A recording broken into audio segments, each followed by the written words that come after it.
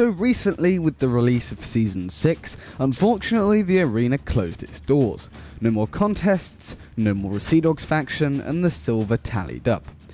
We did however get the Sea Dogs archive reputation pane to see all your commendations that you achieved, but they obviously completely removed the game mode and the cosmetic that came alongside it. However, for those who reached Sea Dog Faction 5, they got the 5 base teams, and for those who reached Sea Dog Faction 50, they got the cosmetics for the good Boy Chipset, which is the rare arena team. So in this video we're going to be taking a look at these cosmetics and also finding out where Demarco and the Steady are now and what actually happened in terms of lore, because it's all good the developers saying, oh yeah, we're closing the arena, but in terms of lore, why did it actually close? So let's just get straight into it. Okay, so to kick things off, we've got the Regal Hound Set, the classic purple style with the crown on the sails, very royal, very regal, a nice standard idea for a team. But the key part about these ship sets is they come with their figureheads, and this figurehead is really nice. I'm not quite sure what it's meant to be. It looks like a shield and then a crown, but the detail on this for an arena set is insane. It's a shame that they never actually implemented it into the actual arena if you didn't equip a figurehead, because it's such a nice figurehead. It might be the best one out of all of them. Next up, we have the Flaming Jekyll. This was a red styly. I don't know what the actual overarching theme was, because it's got a sword on the sails, but it's themed around some sort of dog. As you can see, the figurehead, another really nice one. Doesn't have any special effects like some figureheads have, but it's essentially quite literally a jackal coated in fire, breathing fire. As the name suggests, the Flaming Jekyll. Altogether, very nice ship set, probably will rock it.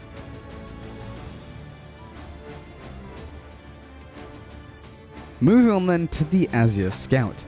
This colour scheme is blue, and it is worth mentioning all these ship sets do come with their corresponding flag. The animal for this is a shark, and the figurehead, the design and the idea of it is actually quite interesting. You've got a wave at the bottom and then 3 sharks are riding it. The 2 sharks to the side of the main shark are really funny. This is similar to the Shark Hunter figurehead, and it could serve as a quite nice replacement actually if you're not a fan of the other one, because this one has more cartoony for a colour scheme. Then we have the Lucky Rover. This is obviously an Irish theme with the 4-leaf clover. Not sure about the hull, I never was. With it being orange and green, I never thought that really goes. But it's obviously a 4-leaf clover, and I love what they've done with the figurehead for this one. It is a palm tree, but in the shape of a 4-leaf clover. The design on that, the idea behind it is just genius. Having that, just a palm tree sprouting out from the bow and going into a 4-leaf clover. Really pirate twist on a classic Irish tradition. Then we have the Golden Chaser. This one's a yellow and sun themed. Quite a nice ship set. There are other gold ship sets though, so it might serve as quite a nice base hull too. So a lot of these hulls will go nice with some sails that we don't currently have hulls for. The figurehead, it looks cool. I'm not quite a fan of it. It's meant to be a sleeping sun. I don't really understand the design choice behind it, but it's got some clouds in the background as well. So overall, it's a nice one, but I'm not too keen on it. Now then, the final ship set that you could have got given is the Good Boy Chipset for reaching level 50. Now this was actually based off one of the developers in real life dogs that used to visit the studio. I can't remember their name. But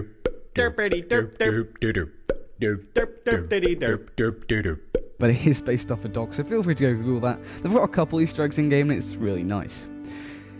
The white hull I'm a real fan of, because we don't really have many white hulls, so again a nice base hull to mix and match things with. And then the dog, it does have some special effects in the eyes, and then its collar is the arena logo. Really nice touch there. Overall, not sure about the face of the dog, but anyway. Now that we've had a look at the ship sets, let's move on to what's actually happened to everyone. So Lesedi is right outside the arena tavern. Anna Maria is gone, not Anna Maria, whatever her name was, I can't remember. But if you talk to her, she's very fussy, she's very annoyed. She doesn't quite know why the arena closed. Apparently it was up to Demarco, it was Demarco's decision to close, and she's really confused. She doesn't know what she's going to do next. She's probably going to try and relocate her crew, get back on the waves.